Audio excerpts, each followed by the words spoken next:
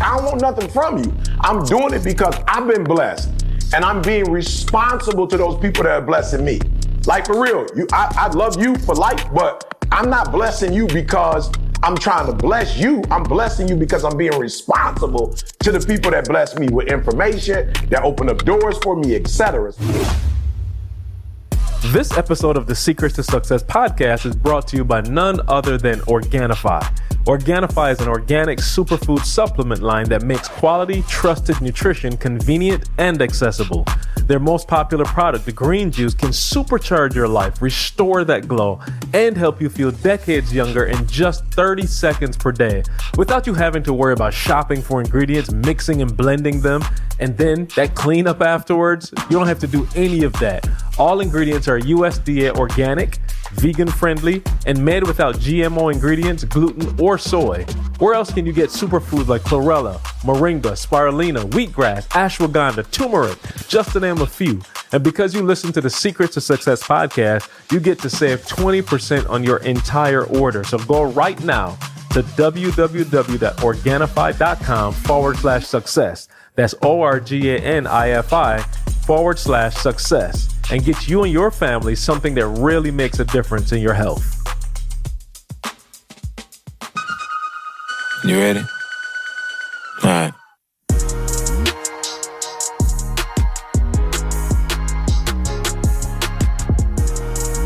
What's going on, world? Welcome to another edition of the Secret to Success podcast. I'm your host, CJ, joined by Douglas. No Bayesian sensation, no 9-to-5 millionaire.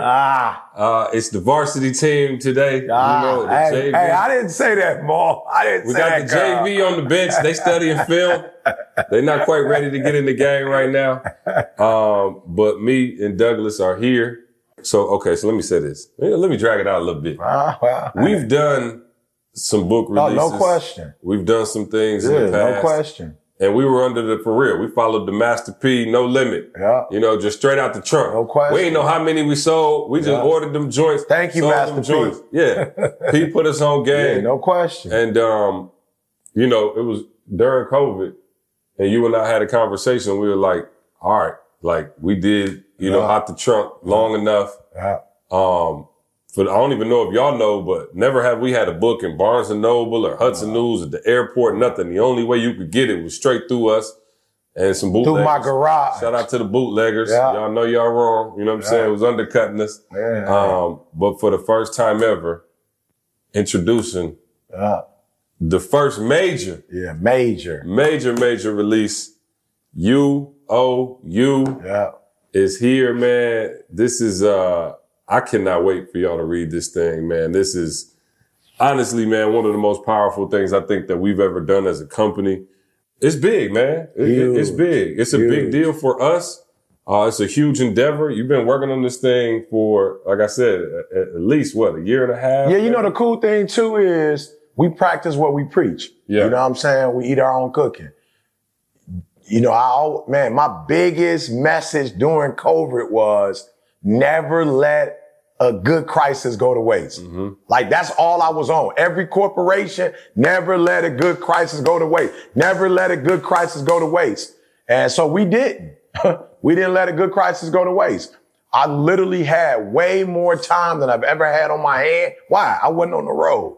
I wasn't traveling like that. I was doing Zoom. So I was on the calls, with Leslie. I was, in my, private space, private time with God, praying, writing stuff down, trying to really think it through. Like you always say, reverse engineer. So I was like on the first major boy, like what system? And y'all got to hear what I'm saying, right? So I was talking to somebody the other day and they was like, what am I doing wrong? What am I doing wrong? Like I'm reading my Bible, I'm whatever. And I said, can I be real with you? I said, it ain't your fault, but most of us have been taught two things. We've been taught stories in the Bible. We've been taught, like doctrine, like what we believe. Yeah. I said, but I'm going to tell you what a lot of people been missing.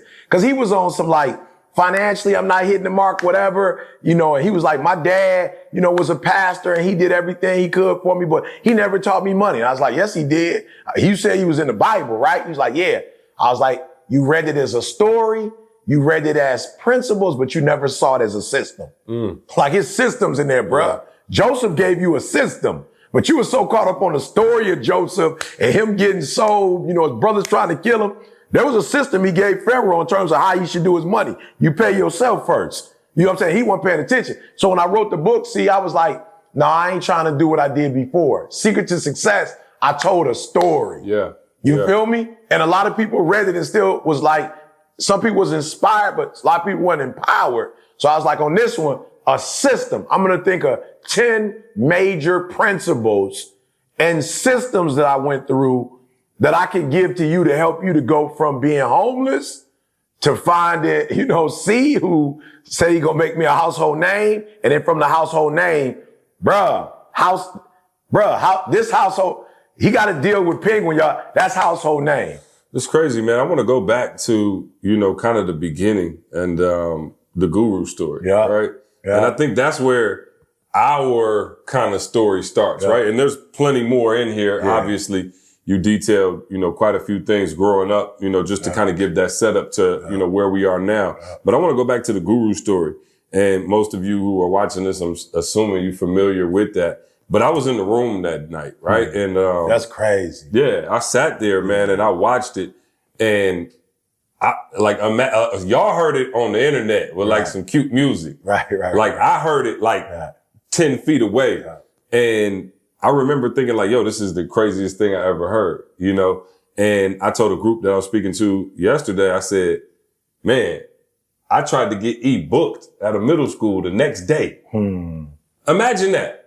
I'd say top 3 greatest motivational speeches of all time. I'll say one. Maybe y'all got a couple more you want to put in there. Let's say top 5 greatest motivational speeches of all time. And the next day I couldn't get us into a local middle school to speak. And I remember thinking like, something's wrong with this. Right. Like I'm seeing other people who are doing well in life and making money who aren't as good as this. Yeah. What do they have that we don't have? And I think we dedicated from that moment on. Well, I dedicated my life to making sure that didn't happen to us. Absolutely. And there's a lot of people, and that's why I love this book. There's a lot of people who you have that gift inside, you have something inside, and you're not able to make it happen, and you think it's because of your talent. It's not. You don't have a system, and that's what E talks about. And so talk about just conceptually, UOU. Obviously, I'll go back and detail how we got to UOU and the title and that mantra. I guess you were telling it the other day how we were in New Zealand. Yeah. I don't want to tell a story. I want to answer the question first. And I'm talking to those of you out here who are super frustrated. The one thing that I hate the most about life is how many of my relationships have gotten destroyed, dismantled, right? Over you thinking I'm supposed to take ownership of your life. Yeah, I'm just being real, bro. It's a lot of, man, I done had more like crazy relationships over money. You feel me? And what do I mean by that? I pay good. So I ain't on that insurance the whole 9. But here's the first system I want you to get is that some of you are pissed that people ain't paying you what you think they should pay you. Like they not opening up the doors you think they should be opening up for you. Like whatever it is. There are those of you legitimately like you pissed off, you mad at somebody. The day things changed for us was the day when me and C, now listen to me, I'm being 1,000. C had to get his feelings hurt.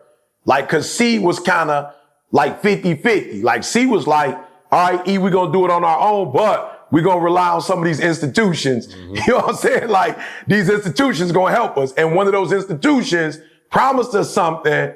And C was pissed when they ain't come through. I was geeked because I was like, I got 50-50 on C. Like I got him, but like he ain't there because he's still thinking that somebody else about to blow us up. I'm thinking people keep their word. I'm about that. He was 21. Yeah, I'm thinking my man say he gonna do something. He gonna do it. But I'm just being real. I knew because I was 12 years older than C, I had been down that path, bruh. I'm telling you, I've been down the path.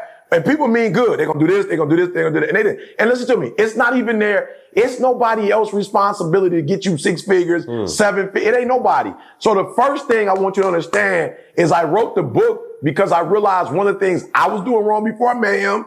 And then one of the things he was doing wrong when he met me was we were still putting our future in somebody else's hands. You feel me? Like we were still believing that somebody's supposed to be fair, whatever fair is. And I realized now as an adult, like, yo, it ain't nothing fair because I got to pay the taxes. I'm the one that's going to get sued. You know what I'm saying? Like it ain't nothing fair, right? So I think, see, to answer your question, the first one is I realized that I had to literally take the ball out of everybody else's hands. I had to put it in ours. I had to take every responsibility away from everybody else.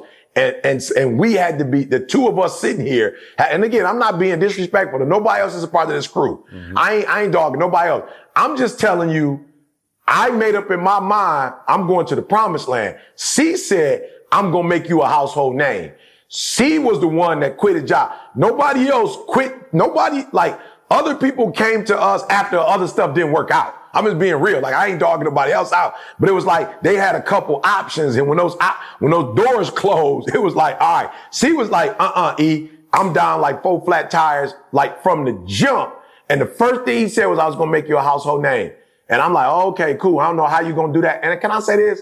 I didn't even know he meant what we doing right now. Like, in my wildest imagination, you wouldn't know me walking down the street. Like, you wouldn't know me at restaurants. You wouldn't know me in the airport. So for me to answer that question, it's like, yo, bro, I realized, for those of you out there, if you're going to be and do whatever it is you want to do and live life on your own terms, you have to take full responsibility for your life. And you can't be pissed at nobody else because they're not giving you the desires of your heart.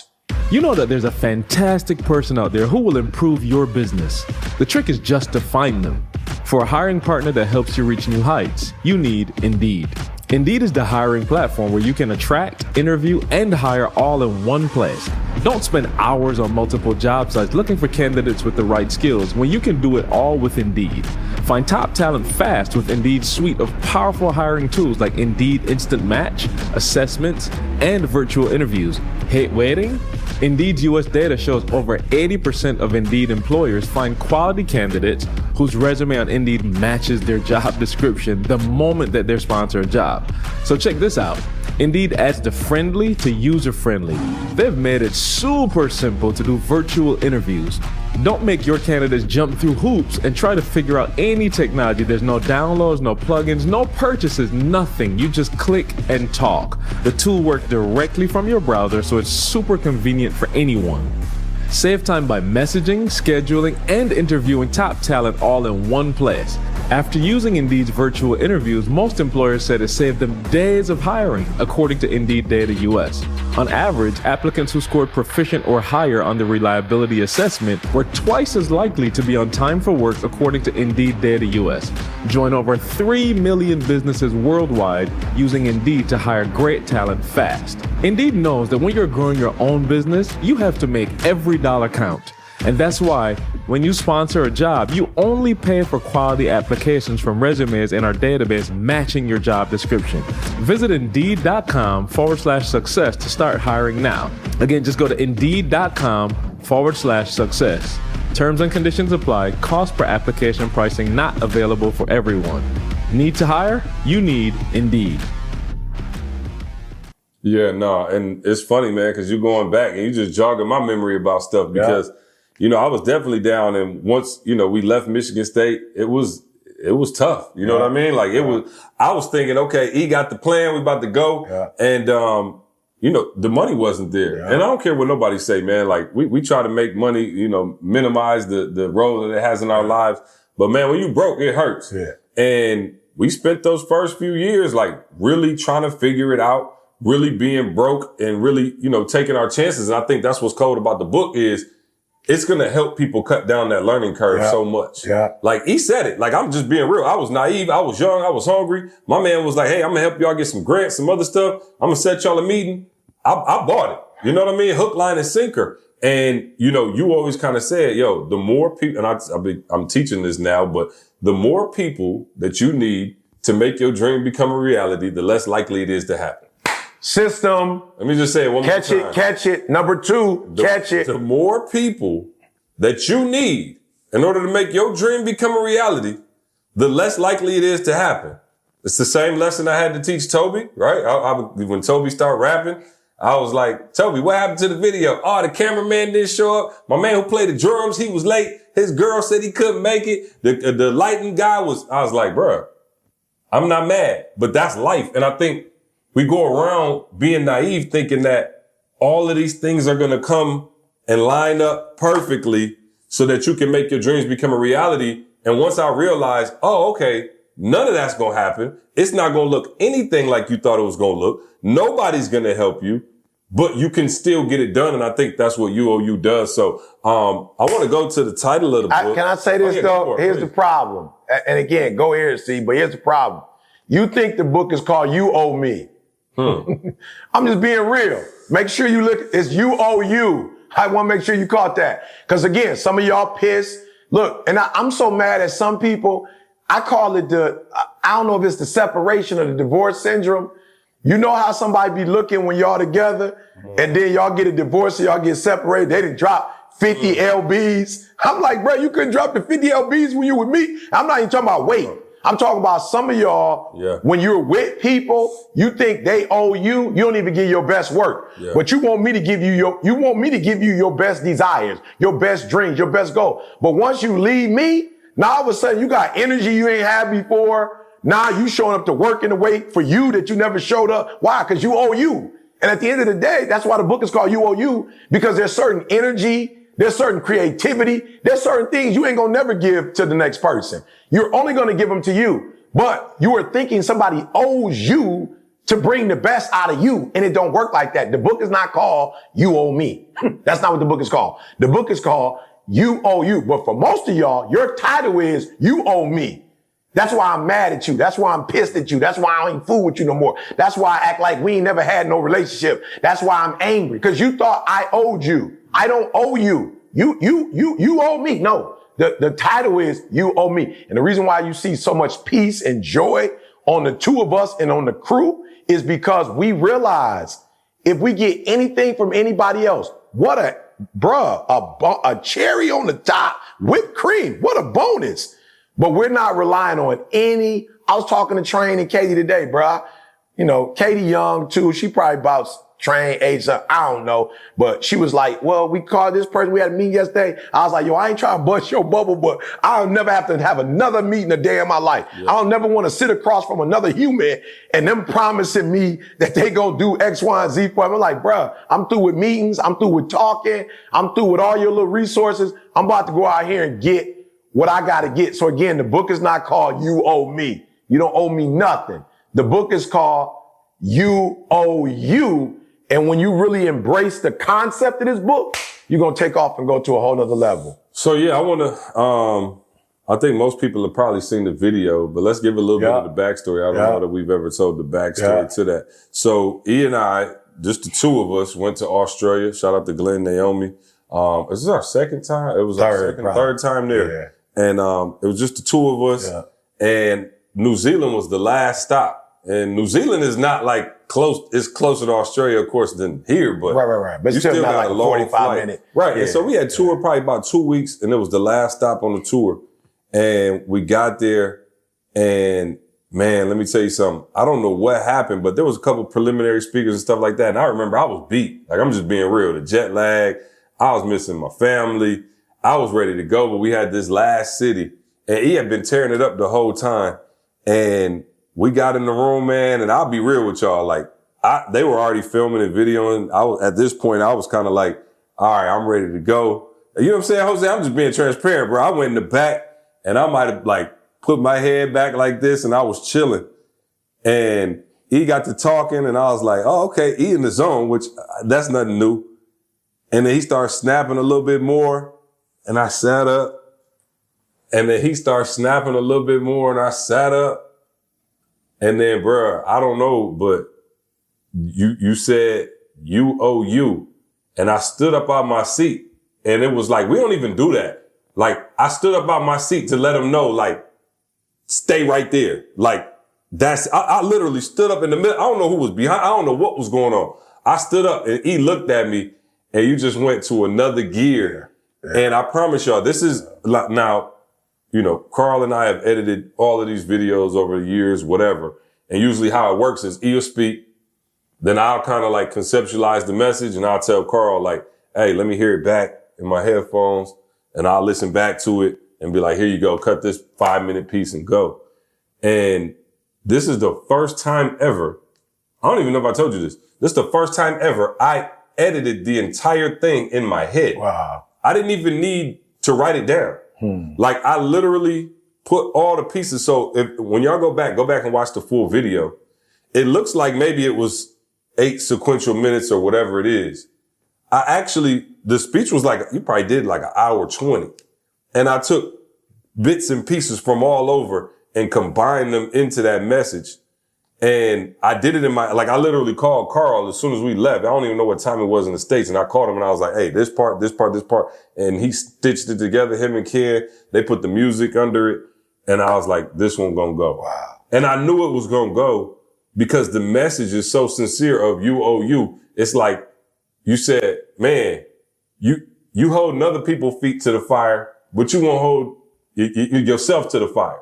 And I was like, yo, that's so true. Yeah. Like we demand so much of people. We demand that they show up on time. We demand that they give 120, but you don't demand that from yourself. And so walk us through when you had this. I mean, obviously it came out in New Zealand, but that lived inside of you for much longer. Right. From being a homeless high school dropout, you had a lot of what we would say, not even excuses, good reasons. Yeah. No relationship with your father, being out on the street level. You had a lot of good reasons not to make it happen. When did you become something that you internalized? Man, let me tell you something. First and foremost, man, as C was talking, I was just like, wow, this is why most of y'all aren't successful. You got to read the book. We had every right to be mentally, emotionally exhausted. Every right. Like we flying to Australia, y'all. And Australia is not, no disrespect to Australia, but it's the same land mass, but it ain't like 50 states. Right. You understand what I'm saying? Like it ain't like that. And so you gotta make some moves to get from whatever. So we in Sydney, of course, you got Melbourne right there, Brisbane, right? Perth. It's like going on the West Coast. You know what I'm saying? So we traveling all over and then boom, we hit New Zealand. But I'll never forget our first time there, Glenn told me that he had put his house up to make this event happen. Yeah, he did. My man said he put his house up. I'm like, what? Like that was a level of responsibility. Yeah. You owe you. It's about responsibility. It's about taking responsibility. And so to C's point, the shift for me was when I started taking responsibility for my life and not saying, yo, my mom, bruh, yes, your mom has certain, she brought you into the world. Yes, there's a certain level of responsibility, but you're talking about a 17-year-old getting pregnant. She was 17 years old. I look at Jada 24, about to get her master's, and I don't know if Jada ready. You know what I'm saying? Like in my mind, I'm like, I don't know if Jada ready to be a mama right now. You feel what I'm saying? My mom was 17 with the realization that she got a child in her womb. And I always came out, y'all, believing, my mom was the one that had me. Based on what I know, it's fully her responsibility to take care of the kid. You feel me? Like, my old dude wasn't in my life. It's like his responsibility. So at some point in my life, I felt like, I'm their responsibility. Yeah. And I'm not where I'm supposed to be because I don't feel like in totality, they did everything they were supposed to do right. That's what I'm thinking. I'm like, what my mom, why they ain't get married? Why he wasn't in my, what I'm saying? Like my whole life when I was screwed up, it was their responsibility.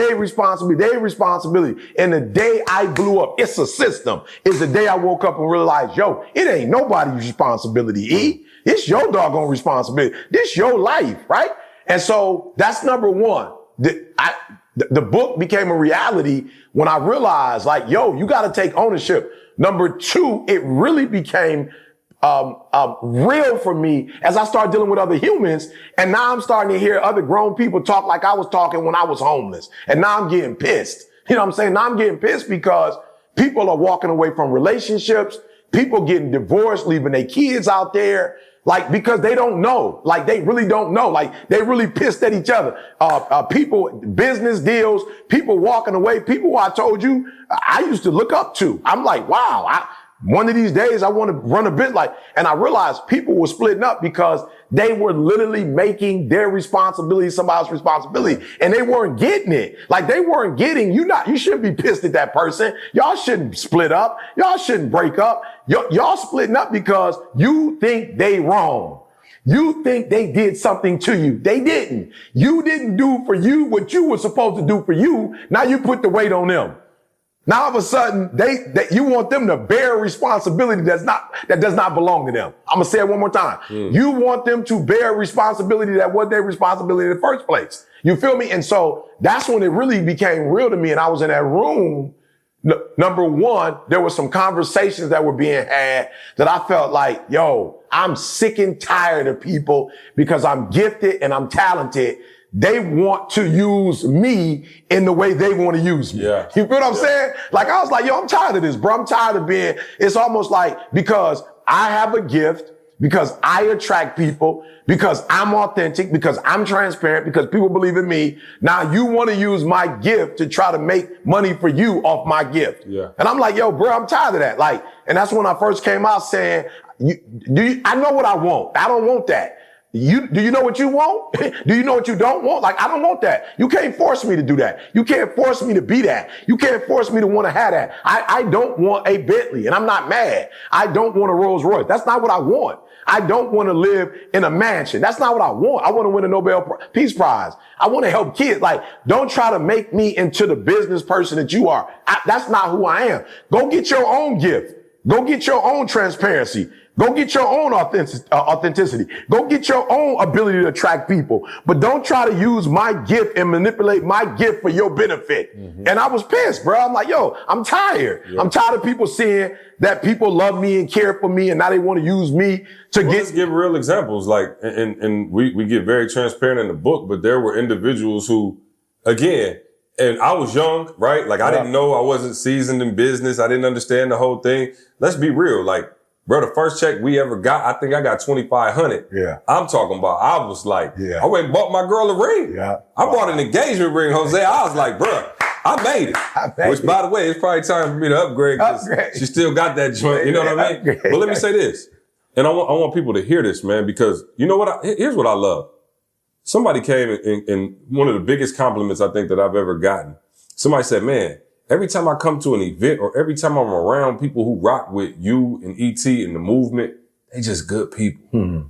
It's like, y'all don't attract like a bunch of snakes. Like, y'all just got good people around y'all. And I was like, man. And so because of that, and I'm like, absolutely, we do. But we've encountered the sharks. And let me tell you something. When I was young, bro, I'm 25. We got people saying, yo, bring ET in. I'm going to give him $5,000. And they selling tickets and making $250,000. Right. And I'm not saying nothing because I'm like, oh, I don't know if I know how to do that. Or maybe I should take this 5 and just chill out because I'm not. Yeah. So let's talk about the financial part of it, right? Like people don't hear us talk a lot about money, but obviously we built a multi-million-dollar empire. We built several multi-million-dollar empires. And I'm going to just say that. I know we downplayed a lot on the podcast, but I think our good people need to hear this because you're under the impression, and he always used to say, it clicked for him. I was under the impression that because I was a good person, because I was loyal, because I was going to church and loved God, I didn't do nobody wrong and never stole from somebody, that meant I was supposed to be financially successful. Absolutely. And at one point you told me, bro, that don't have nothing to do with the price of change. It just has nothing to do with it.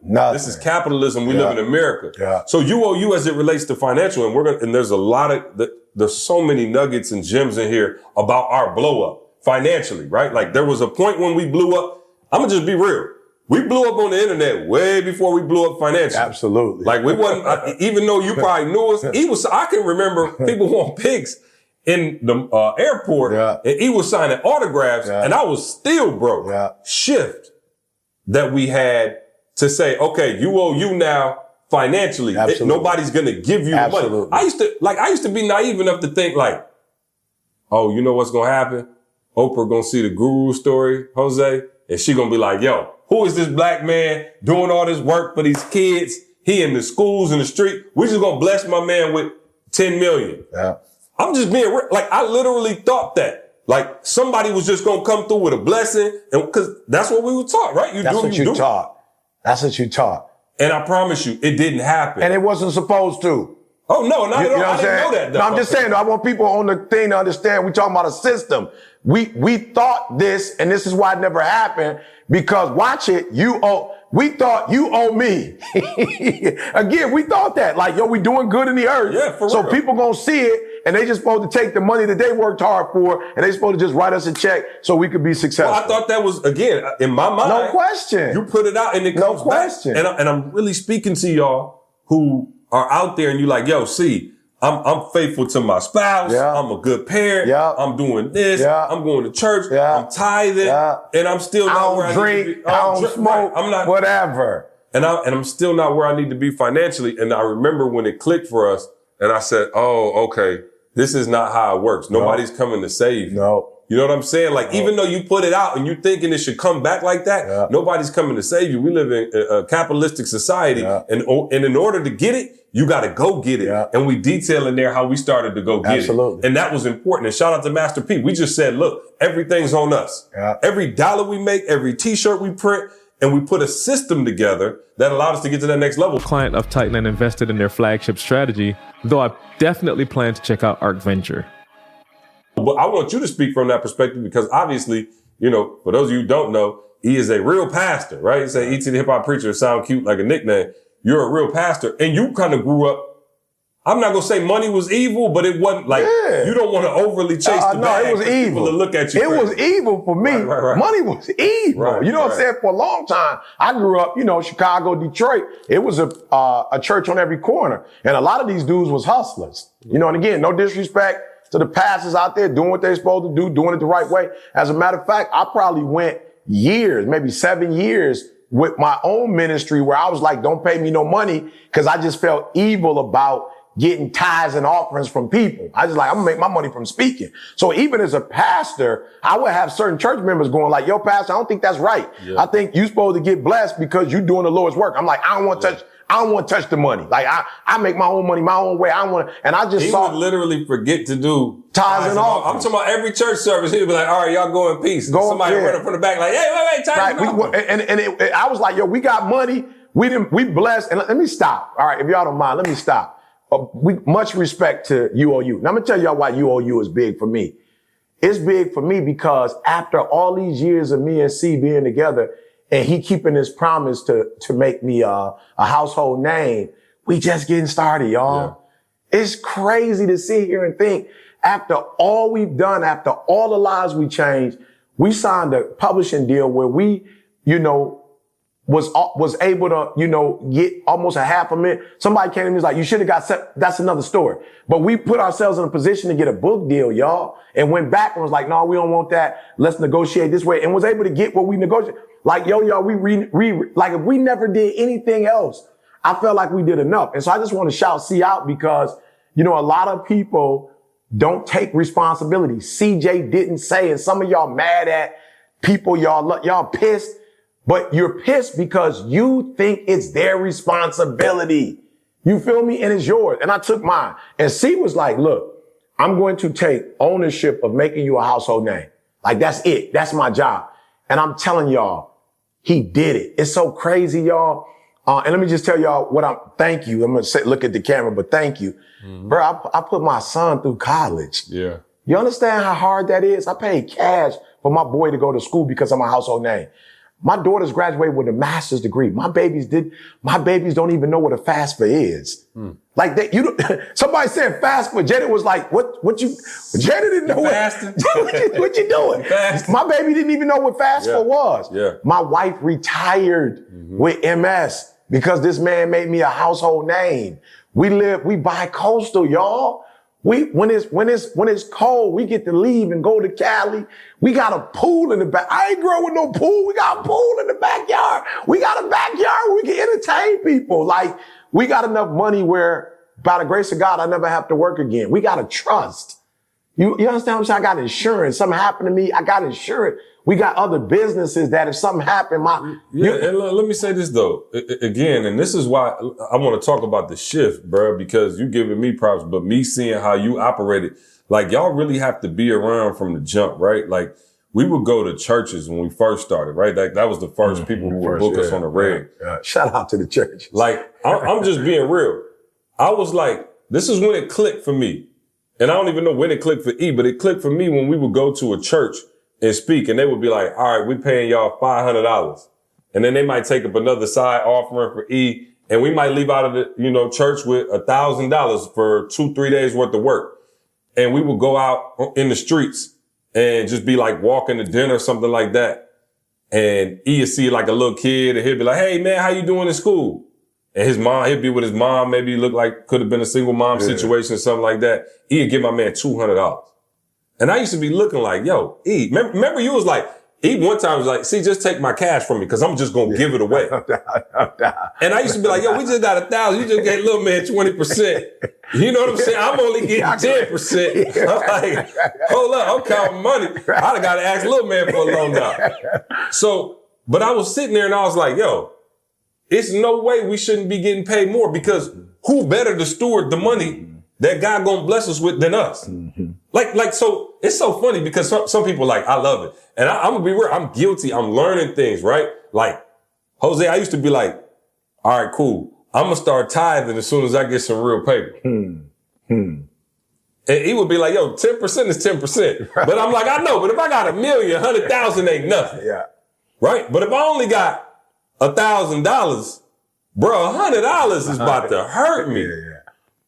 That was my mentality. Yeah. I didn't understand. Yeah. And you start making some things clear to me, and I start watching how you move, and I start watching you give without the expectation of props or return. Like, I'm just being real. Like, we would go places and he would like tip somebody on the low. Like, he'll leave a bill.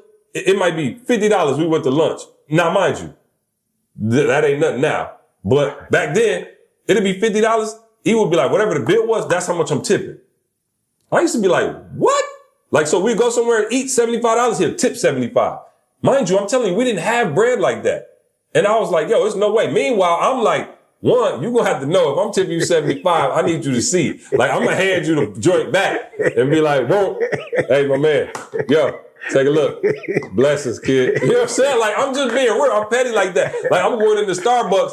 I'm going to let you see me put the dollar in, you know what I'm saying? Like, that was me. Like, don't, and that's a 5. Like, don't think my man behind me, don't let him get.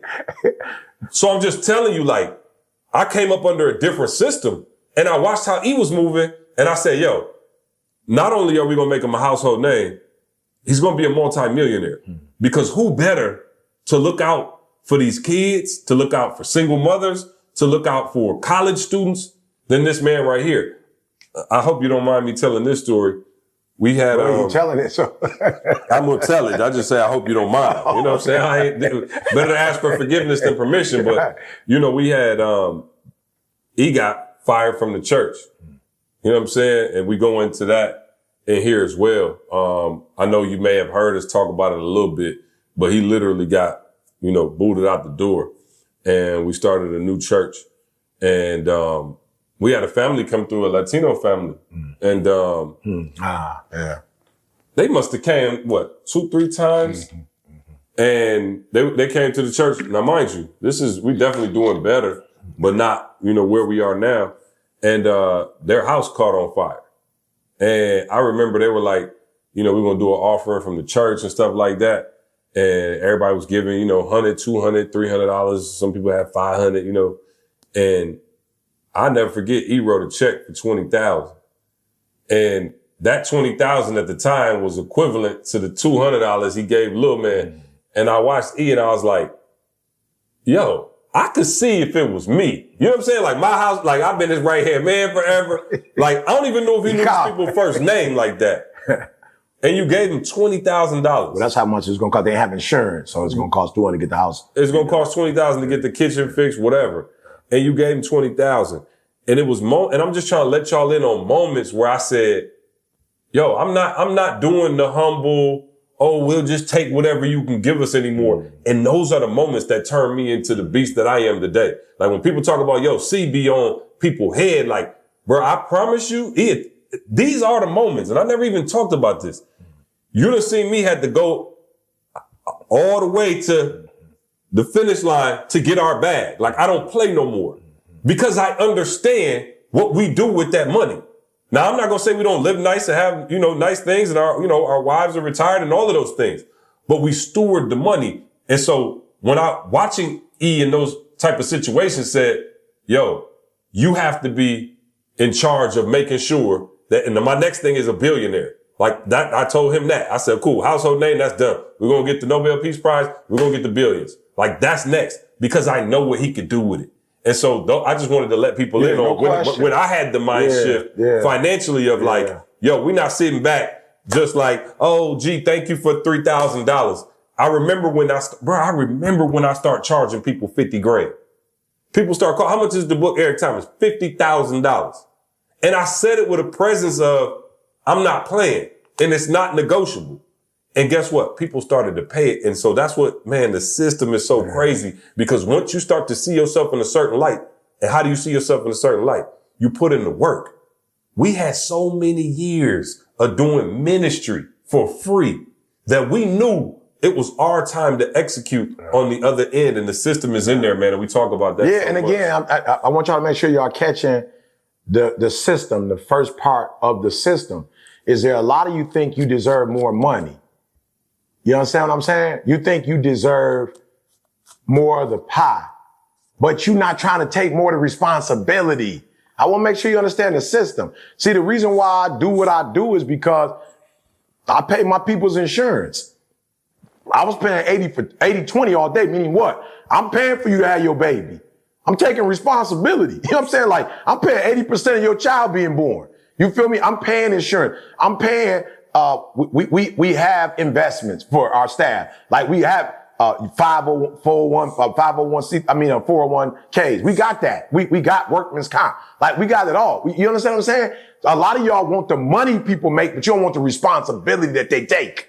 I'm going to say it again. You want the money that they make. You don't want the responsibility that they take. And UOU is about step one in the system of getting to the top. How many grants have we gotten? None. Loans have we taken? 0. I'm not saying don't take loans. I ain't trying to say don't take grant. I'm telling you, we've been totally responsible for but like you said, when I bless somebody, I don't want nothing from you. I don't want to be I don't want to be connect. Like I don't want nothing from you. I'm doing it because I've been blessed and I'm being responsible to those people that are blessing me. Like for real, I love you for life, but I'm not blessing you because I'm trying to bless you. I'm blessing you because I'm being responsible to the people that bless me with information, that open up doors for me, etc. So UOU is about taking responsibility. Let me say this. You know, I get a lot of flack in my community. You know, cats be on that, bruh, but what about oppression? And what about, bro, I went to an HBCU, like flat out. A lot of y'all talk that talk, flat out. You just talking. You are a theorist. You are phenomenal, orator or debater. You like to be online. You like to be on TV talking about the problem. Like whatever. Like let's go toe to toe with my resume. I've been teaching the GD class. I've been in the hood from day one. I can take you to some of the kingpins in every city I've been to who were kids who are now handling their business, married, GEDs, served time in prison. I've been in the prisons. I don't just be on TV talking. I've been in the prisons. I've been in the youth detention. I've been on the blocks. I've been with my people, not talking. I've been with my people. I've been in the trenches with my people, not just talking. I marched when I was in college. We did the sit-ins, right? I'm still in the schools to this day for free. I'm still in high schools, middle school. I'm still calling what you would call regular folks on the phone. I'm still meeting people and sitting down and talking to people. Like, so for a lot of us, we get caught up in that rhetoric, right? I'm not into that. Like, I literally want to win the Nobel Peace Prize because I want to help so many kids. But what have I done? I've taken the responsibility of Dr. Martin Luther King. I've taken the responsibility of Malcolm. You understand what I'm saying? So when people say to me, oh, what about oppression? What about racism? What about whatever? Listen to me very closely. It's all real. I'm not debating none of it. But I owe it to myself to get through every single thing I need to get through to live the life that I want to live, that I feel like I deserve. So yeah, you got all kind of trials and tribulations. You got all kind of evil people. You got all kind of legislation. You got all kind of stuff that's up against you. I don't care what's up against me. Didi deserve to be bi-coastal. My kids deserve to be working on their own business and do whatever they want. I can't sit here and say because this legislation was written or because this happened, it should just stop me or I should just fold. No, all that stuff is real. I'm not debating it, but you owe you. You owe you to live the life you're supposed to live. You bump what they doing. I owe it to myself to experience the American dream. Listen to me. I know y'all don't want to hear this, but this is my belief. This is a temporary experience. I got that from Jose. This is a temporary experience. I'd be darned if I'm going to live a temporary experience and I'm not going to get to choose my temporary experience. I don't care who's against me. I don't care what they write. I will rise above all. Why? Because I owe me. I don't owe the person that wrote the bill. I don't owe the racist that's trying to stop me. I don't owe the teacher that don't believe I could graduate with a PhD. I owe myself. I owe my wife. I don't really owe my kids no more because they grown. Right? But I'm still going to take responsibility because I brought them to this world. I'm telling you, you owe you, doggone it. You owe you to overcome every obstacle, every trial, every tribulation, whatever, demons you feel like generationally, the curses that have been passed down to you. You owe you to not make excuses. You get one. You owe you. And when I walk up at this joint, I walk out on my terms. I walk out on my terms. I live on my terms. I owe myself. And I used to be like my mama, my daddy, Chicago, Detroit. I owe me. I owe nobody else. And this young man made a decision. I'm going to make you a household name. And we're going to do everything we can with this household name to be a blessing and to get blessed. And so I'm telling you, it's time. Like, bro, I see people talking all that talk. I don't owe them. I don't owe them nothing. I don't owe them nothing. And I told my mom, I love you. And my mom, like, you know, she's a great human being. My grandma, I love them. My mom is healthy, so she's trying to help people. I told my mom, like, I ain't trying to be funny. You get one life. You owe it to you to still be happy. Like while you blessing other people, you still got to look out for you. And I'm telling y'all, you owe you. Your son, you owe you. Yeah, you put him through college. Yeah, you went to every football game. You owe you now though. You owe you to retire. You owe you to travel the world. You blessed him. You went to every parent-teacher conference, every game. You did everything you could for your child. Now you owe yourself to go see the world. You owe yourself to write that book. You owe yourself to become a millionaire. You owe yourself to be a fashion designer. Whatever it is, this book is just telling you, you owe you, but here's where you got to start. You got to do it for you because ain't nobody else going to do it for you. You owe it to you to do it for yourself because ain't nobody else going to do it for you. So I love you enough to tell you the truth. And that hard truth is 10 principles. You got one. There are 9 more principles in this book that is going to help you to be where we are. And that's what? Living life on our own terms, bro. That's all I want for you. We don't know what we not about trying to define your success for you. We not about to tell you what you should be, what you do. You listen to the podcast. We don't get caught up in that. We ain't about to tell you but we are telling you, you need to know what it is you want to do. And you need to spend the rest of your life pursuing that and going after that, no matter how hard or difficult it is. From cringing at the pump to getting that eye-popping check at your favorite restaurant, inflation is hitting us all where it hurts. And it really hurts. And that's why I started using Upside. Upside is an incredible app for anyone who buys gas, groceries, or dines out.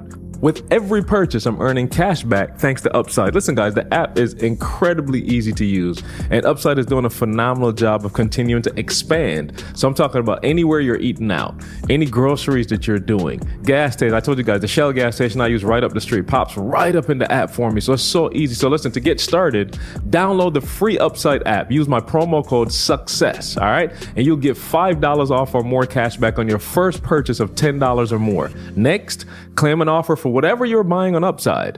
Check in at the business, pay as usual with a credit or debit card, and get paid. In comparison to credit card rewards or loyalty programs, you can earn 3 times more cash back with Upside.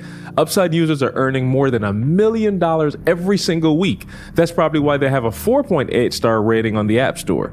Download the free Upside app and use the promo code SUCCESS to get $5 or more cash back on your first purchase of $10 or more. That's $5 or more cash back on your first purchase of $10 or more using the promo code SUCCESS. One of the things that I think is also unique about the book is this is by far the most transparent that I think you've ever been. Mm-hmm. We talked about it before when you write or when you speak, and, you know, sometimes, I mean, it's just real. Y'all know how he talk. Like, he's not necessarily choosing his words. If something happened last night at the crib, he gonna say it on stage the next morning.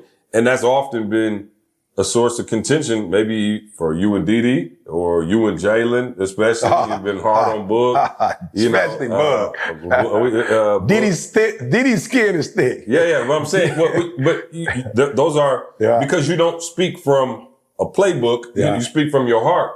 You know, those things can be tough, and they can be even tougher memorialized in a book. Yeah. And so talk about why you chose to be so transparent, even more so than I think you have been in the past, about things that happened growing up, about things that happen in business, about, you know, rifts that you and I have had. You know, why did you feel the need in this book? Like, cause I'm gonna be real. I wasn't necessarily comfortable. I'm like, bro, we don't need to show everybody that. Like, you know what I mean? People got a perception that me and you just line up, you know, Jordan and Scotty the whole time. And now that we looking like the new Jordan and Scotty, it ain't working. And so talk about why you wanted to be so transparent in this book. Even talking about, you know, the church situation, which was a tough situation, which was crazy, which was the rift you had with, you know, your alma mater. Like, there were some really tough things that you got into in this book that I know, just talking to you about it, I've heard you break down crying several times, and we never shared it anywhere, but you shared it in this book. I felt like, again, it's a temporary experience, you know? So I felt like the book was going to be around longer than I am. You understand what I'm saying? Like, I literally feel like the videos, you look at Martin Luther King, he gone. The videos are still out. You know, Malcolm stuff is still out. And so I felt like, you owe it to the people not to protect your image, not to protect your family's image, not to protect the company's image or the church or the alma mater. Like, you owe it to the people to keep it real. It's funny. I call, T. Marshall Kelly, who was like, you know, a professor at Oakwood and one of the big dogs, you know, in the faith or whatever.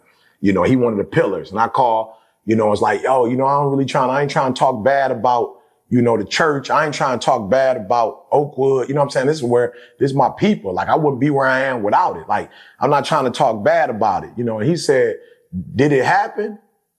I said, yeah, it happened. He said, did Joseph get to tell his story without saying his brothers were trying to kill him? You know what I'm saying? Did Joseph tell the story, but he's like, did he skip the whole part about his brothers? Like, that was real. His brother tried to kill him, man. Like, it is what it is. He like, you got to tell the story. You know, now you ain't got to be evil or mean or say names or whatever, but you got to tell the story. Tell the story that God is going to be glorified by the story, and somebody needs to hear the story to be free more than you need not to tell it to protect some folk. I'm going to say it one more time. Yeah. There are people who need to be liberated by your story more than the people who need to be protected by it. You feel me? So he's like, you know, you ain't got to dog nobody out or do none of that, but tell the story. You know what I'm saying? So for me, I felt like, yo, there are a lot of kids who went to Oakwood, who went to Michigan State, you know, who from Chicago, who from Detroit, you know, who are from Gary, you know what I'm saying, Indiana. You know what I'm saying? Like, there are people who've had my experience, who've had moms that were teenage moms, who didn't have a biological father, and they're like, whatever. Like, all the people that we blessing, God was like, you owe it to me, son, to bless my people more than you deserve to protect the people you're trying to protect. I'm the one that blessed you. I'm the one that looked out for you. Tell the story, you know, tell the story how I blessed you. And that's a part of it. So for me, man, it was like, yo, I just want to see marriages, people stay together. If they don't stay together, still have a friendship. I want to see kids healthy. I want to see people make money. I want to see people get closer to Christ. I want to see people get closer to each other. You know what I'm saying? And I just feel like I had to be transparent and be honest. And I'm gonna be real. When I wrote the first book, you know, my mom was like, whatever, you know, hurt, like, you shouldn't have, whatever. You know what I'm saying? I didn't mean no harm. I just telling my story. My sisters, I can't believe you. I ain't even really go in like that. And I realized sometimes, yo, for real, like you said, your transparency, even though you don't look at how it does affect other people. But at the end of the day, my mom gonna be gone. I'm gonna be gone. My sister's gonna be gone. You know, my biological father, my father, everybody gonna be gone. But the truth still needs to live on. You know what I'm saying? And so I felt like I need to tell the truth without being, was no malice in it, no hatred. I ain't dogging nobody out. I'm just telling the story, you know, as much as I can without names and whatever. but the principles, I'm trying to make sure they're there and people understand the principles in their totality. So if they're going through the same situation, they could use the same principles to get to where we are and not to stay where I would have stayed had it would have my mom or my daddy. Yeah, blaming folks. So let's get into it then. One of the things that we always said, we were coming up, we were always just like, it was, you know, it was the two of us. So we were always, the only example we had of two young brothers who was like Master P was kind of on solo. Yeah, no question. You know, like Diddy was on the solo. Diddy was on the solo. A lot of them was like, you knew who the one guy was, but it was like, there was one particular, you know, set of dudes that we were like, man, like that's who we, and it was Jay-Z and Dame. No question. And we always looked at and tried to study like, yo, why did they break up? You know what I'm saying? Like, and they both phenomenal entrepreneurs. This ain't no shade to anybody. Yeah. But it's just who we looked up to and who to this day, you know what I'm saying? We modeled our stuff. 100%. Respected 1,000,000%. And so it was funny because one of the reasons that I stepped to the background, people still to this day, Jose, you don't got Twitter, you don't got Instagram, you're not online. Because when I looked at where the rift kind of, and again, I could be all wrong. I'm just telling you how I looked at it. When I saw Dame kind of getting famous too, and like being a celebrity too, because I always looked at Dame as the business guy. So when we talking about Dame and Ho, like he was out on the stage going crazy. I was in the boardroom firing people up. Like that's just what I did. And then I saw Dame kind of take a new role, and it was like he was in the videos and he was like becoming a celebrity in his own right. And again, that's two grown men. I don't want to ever speak on their business. I'm telling you, my perception from the outside was like, okay, it didn't work now because you had two people doing the same thing. And so I was, contrary to popular belief, I love it. I'll speak at a conference. Some people be like, you shouldn't be so shy. You're a great speaker. I've been speaking my whole life. I love speaking. I chose to take the background and go more towards the business and the branding side because I saw that somebody got to watch E back while he on stage. Like I can't be like, all right, E, you want to go first? Let's rock, paper, scissors, see who get to go first. You going to Tennessee? I got to go to Chicago. Like it wasn't going to work like that. And so I chose to stay behind the scenes, build up the business, build up the brand and go to that next level. And when I saw Dame and Hov break up, I said, okay, cool. See, don't ever thrust yourself into the spotlight. That's what E is here for. And I tell you, people like, oh, see, you so humble. I'm like, no, I'm not. Like I saw E's wins as my wins. Like, I don't think people understand that. Like, I wasn't sitting in the back when somebody asked to take a picture with E going, man, I wish they would take a picture with me. I felt like they were taking a picture with me. Every time E got stopped in the airport, I was like, yo, it's working. Yeah. People be like, hey, my man, I don't even know who you is. Take this picture for me. Right. I'm like, oh, bet. You know what I'm saying? I'm like, there was no point where I was salty because I knew our goal was to get E to that level because of the stories I told you already and the countless number of other stories that I had. I was like, yo, the world, people, black men need to see this as an example. And I go to my grave making sure they see it. And that worked out for a long time. Yeah. But there was, and we talk about this in the book, there was a point where I guess you tell it from your side and then I'll tell it from my side. I'll let him read the book, but I will say this to y'all. Okay. Yeah, I will say this to y'all. You know, I felt like as me and C looked at Dame and Ho, Dame and Ho, I felt like I need to do my part.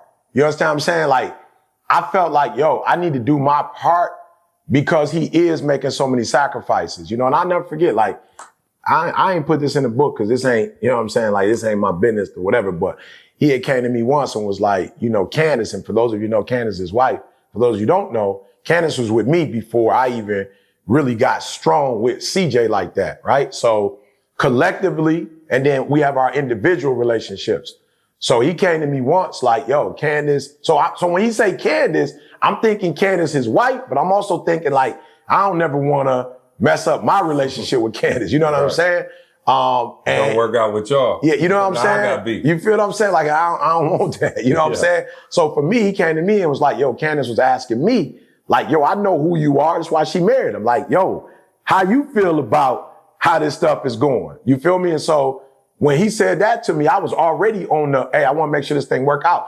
Because again, here's the beauty you have of studying somebody else's life.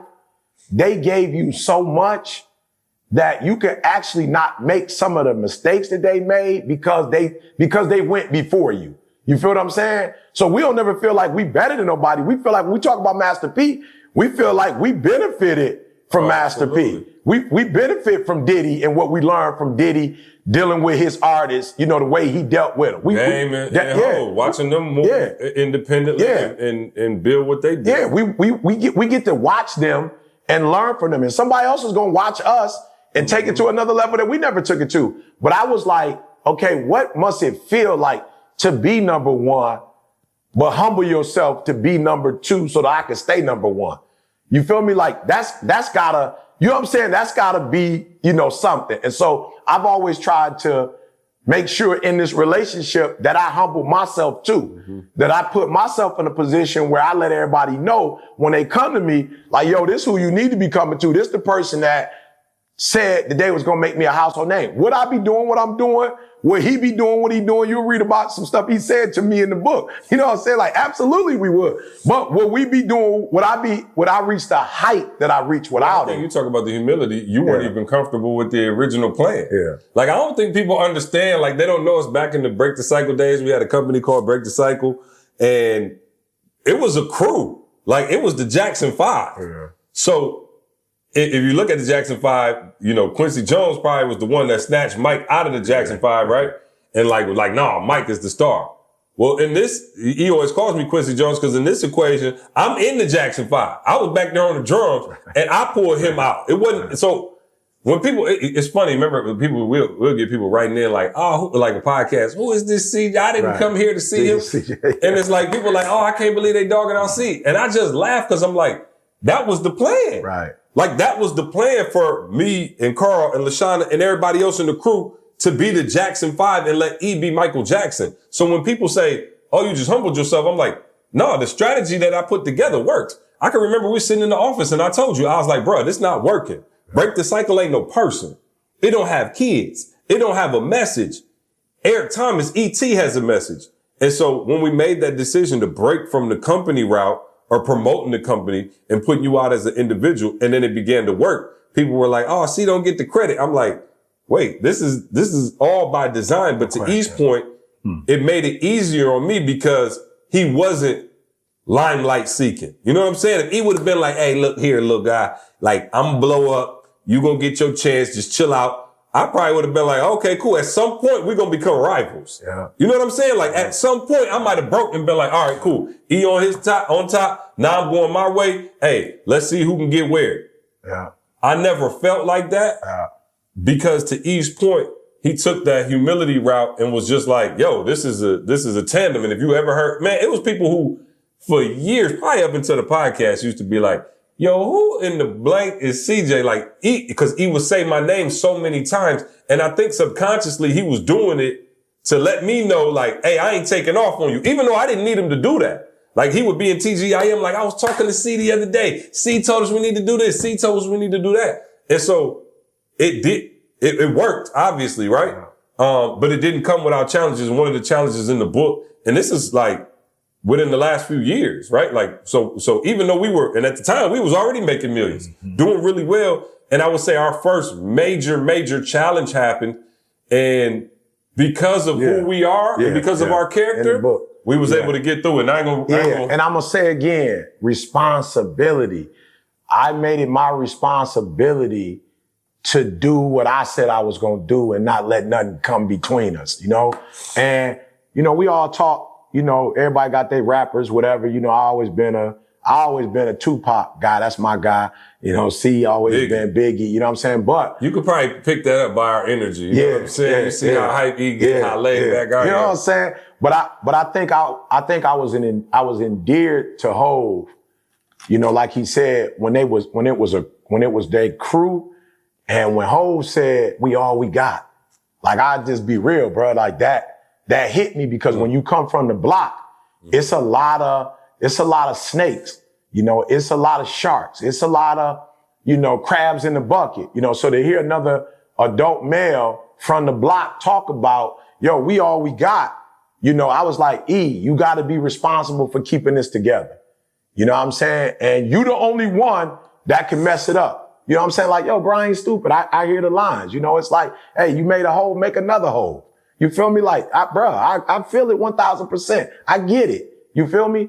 And I had to be mature and not let my demons get in the way and go, yo, E, you made a responsibility to C and Candace. Like, you married them. Like, you made a responsibility. Like, it's your responsibility for not just making money and having whatever success you have, but man, it's a family, bro. We all we got, you know, and you know, he said, ain't nobody liking your girl. You know what I'm saying? If something happened to you, I got your son. Like, that's real to me, y'all. I felt that. You feel me? And I understand that in the real world, that's going to get challenged. So I get it. But I owe it to me to not let this company or my position in the world go before our relationship. Like, I couldn't let the videos and the dude on the videos and the hype, E.T., you changed my life. I couldn't let that. I never want to be in a position where me and Lil Trey ain't talking no more. Bump me and see.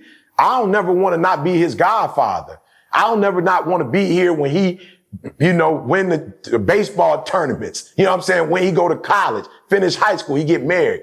I don't want when Sweet Pea get married, she go through, you know what I'm saying, life. I want to be able to be there. Even if I'm sitting there praying from my seat or if I'm up officiating, whatever. Married his brother, Train. I married Nick. Like me and me and this old dude, we talk on our own. He called me up there, E, I got some dressing for you. I'm like, hold on to it. Greg was like, E, I can take it to the crib. I'm like, cool. Then I'm going to be at your crib. If you take it to the crib, you're going to have to sit down with me. So I want to reserve this. Family, y'all. Yeah. This is not, listen to what he's saying. Like, it was one day you married me. He married both my brothers and their wives. You know what I'm saying? Like, him and my dad go on walks together every week when he at the crib. Like, we are family for real. And we've been through some real things. And we got through some real things. And we built some real things. And it's special, man.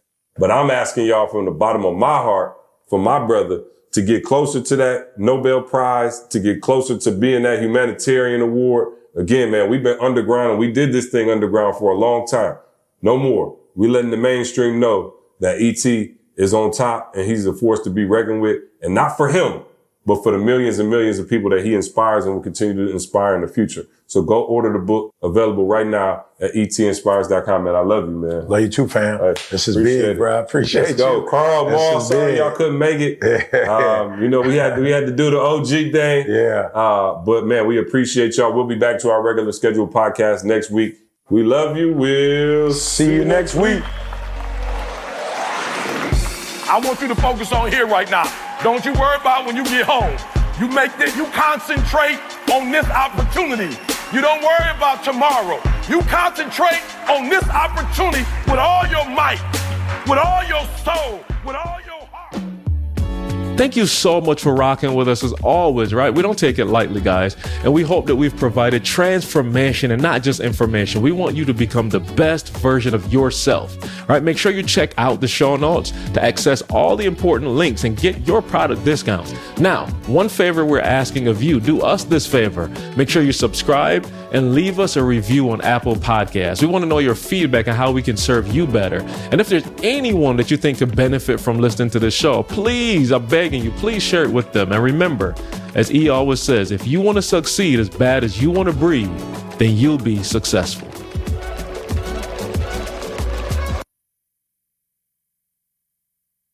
Anything you could think of, if you could actually think of it, it means you can do it, right? Does that make sense? So if it pops up in your brain, it means that you have the ability to do it. Why? Because the brain would never think of something that it could not do.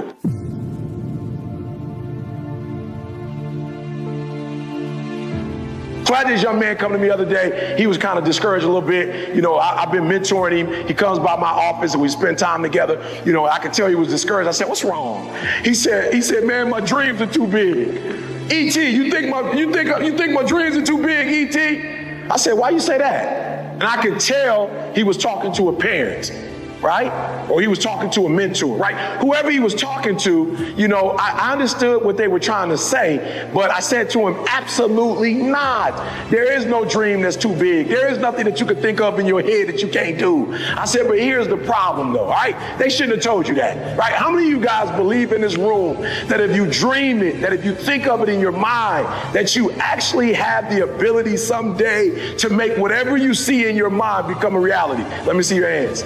Good. I love it. I don't care what it is. You want to play basketball? I don't care. You want to go to the moon? Like, I don't care what it is. Your dreams are never too big. Say that with me. My dreams are never too big because they're my dreams. And I can do it. Come on, I can do it. I can be it. I can have it. Come on, I can do it. I can be it.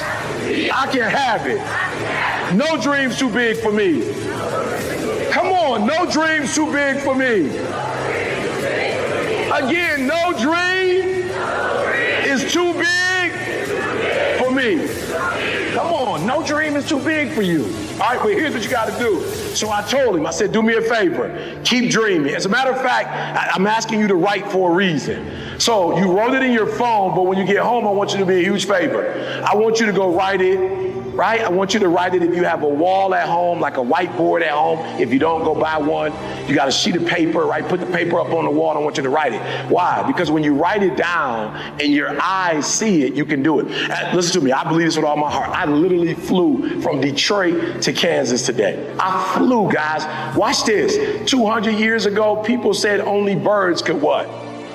Come on, I'm just being real. 200 years ago, they said only birds could fly. No, a human wasn't meant to fly. Now, not only are we flying, we watching TV. We watching TV in first class. They making meals, right? In some planes, you could lay down. I went to Dubai a few months ago, and the seat that I sat in, it was like a living room, a big old 30-something inch TV. They're bringing people steak and duck and all wine and all kind of sweets and snacks, everything. You could use your cell phone. Imagine that. They said we couldn't fly. Now we texting while we flying. So no dream is too big. Come on, no dream is too big. Come on, no dream is too big. I can do it. I can have it. Come on, I can do it. I can have it. I can be it. It's only one person that's going to stop you, and that's you. I need you to understand that. It's only one person that's going to stop you. All right. So what I said to the young man was, your dreams are not too big, but you got to make different decisions. Does that make sense? So I want to show y'all something real quick. Can I see the book? I want to show y'all something. I know you guys at some point you're going to get the book, all right? At some point you're going to get the book, all right? The UOU book, all right? At some point you're going to get it, all right? CJ and I said 2 years ago, please write this down. This is not even a part of my message, but write this down. Never let a good crisis go to waste. Write that down. Never let a good crisis go to waste. And so when COVID struck, instead of cry and get upset, I made a decision, right? I made a decision. I made a what? Listen to me very closely. In order to make your dreams and goals become a reality, you have to make different decisions. See, the only reason your dreams aren't happening now is two reasons. It's too early, right? It's too early. What do I mean when I say it's too early? Okay, so if you're in high school, you can't play in the NBA. Right? It's too early. It's not time yet. And a lot of you struggle with that. A lot of young people, you struggle because you got these big dreams and these big goals and you want them to happen right now. You want them to happen today. Right? Look, you got the rest of your life to live. So what would happen if all your dreams became a reality when you was 15? You got 65 more years to live, 70 more years to live, 80 more years to live. My grandma just passed. They both were in their 90s. So if you're 15 years old, you got 80 years left. Are you hearing me? You can't make all your dreams become a reality in one day or in 1 year, right? So say this with me. It takes 21 years to be 21 years old. You can't make yourself 21 at 15. I don't care how much, how much milk you drink. right? How much exercise you do. It doesn't matter. It takes 21 years to be 21 years old. And there's nothing I can do to speed up the process. So the number one thing I think that kids do wrong is not that you have these big dreams and these big goals, is that you have these big dreams and big goals and you're rushing it. Take your time. Take your time. Take your time. All right? It's going to happen. All right, there's some things that are happening for me right now that I'm grateful it didn't happen 30 years ago. All right, so number one, the D is for good. So the first thing I need you to do is I need you to be a great decision maker. And if you're a great decision maker, all your dreams are going to become a reality. All right, so we decided that we were going to write a book during COVID. Why? Because one of the worst things that ever happened to me happened during COVID. But one of the things that you have to learn how to do is not focus on the negative all the time. You've got to learn to see the good in everything that could be negative. Say it with me. I will learn to see the good in every lesson. Come on. I will learn to see the good in every lesson. For in every lesson, there's a blessing. Come on, for every lesson, there's a blessing. So I got hit hard when COVID hit. I had never heard of the term social distancing. I was like, what's that? It was like, it's about to tear up your career. That's what it is. I said, what does it mean exactly? It said that you will never be able to, and we didn't know for how long, speak in crowd. This is how I make my money. Alabama football, Kansas, I work Kansas, Kansas State, I work with Michigan State. Like I go in the locker room, I go to colleges and talk to kids, and for over 18 months, I couldn't go on the road and speak. So I made a decision. I made a what? I made a decision to see the blessing in the lesson. Say there's a blessing in the lesson. Come on, there's a blessing in the lesson. And so it hit me. You can't go speak. You can't go on the road, but now you'll be at home all day. What can you do while you're at home all day? I can write a book. I never had time before. I was always on the road, packing, unpacking. I was always on the road, right? And so writing a book is better than speaking. Why? Because in order to make money speaking, you have to be present. When you write a book, it's passive income. While you're asleep and people buying it, you're making money. So I actually can make more money with a book than I can speaking. And sometimes tragedies strike, not to hurt you, but to elevate you in a way. If the tragedy never happened, you would never be elevated. There is a blessing in every lesson. Come on, there's a blessing in every lesson. So number one, you got to become a good decision maker to make your dreams become a reality. So I made a decision. I was going to wake up every single day and I was going to write. I was going to wake up every single day. Do me a favor, in your phone right now, I want you to write down good decisions, bad decisions. All right? Good decisions, bad decisions. I want you to write that down. Good decisions, say it with me, good decisions, bad decisions. So let me just say this to you and I want to make this clear. Right? I remember, years ago, we used to say when we was kids, somebody would say, well, that person is middle-aged, that person is old, right? You can't say that anymore. Why? Because of the decisions that a lot of us are making now. There are kids who are 17 and 18 who are old. Why? Because they're not going to make it to 19. So they're seniors.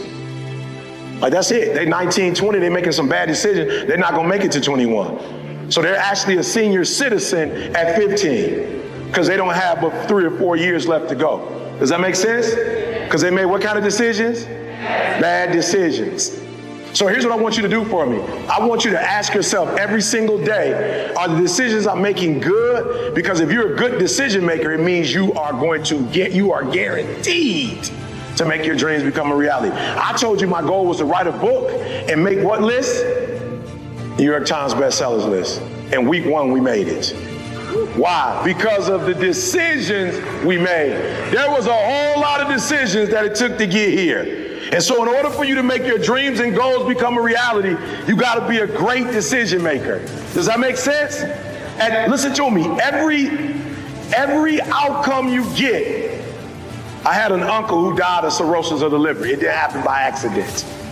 It didn't happen by accident. He died maybe 50, 60. It wasn't by accident. How do you die of cirrhosis of the liver? For the most part, what happens? Somebody said drinking what? You're not drinking water.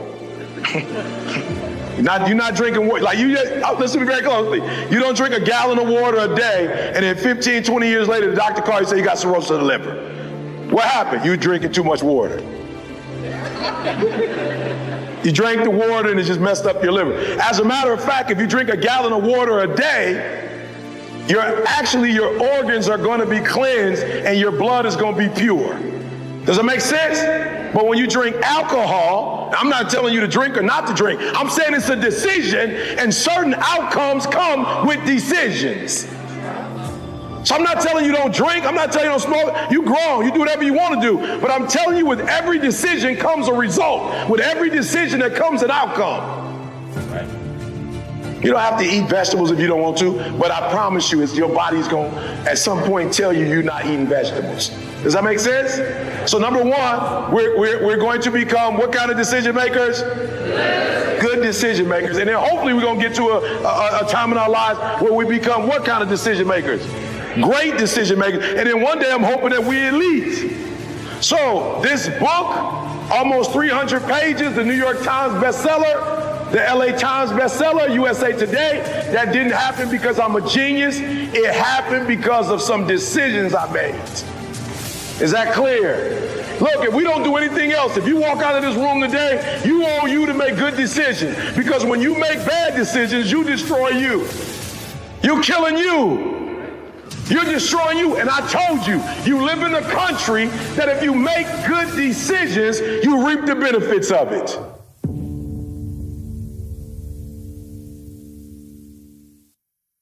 When I think about you need to increase your proximity to your possibility miles, you cannot afford to have an obstructed view to your possibility models. I always remember the front row. And those people in my ecosystem get preferential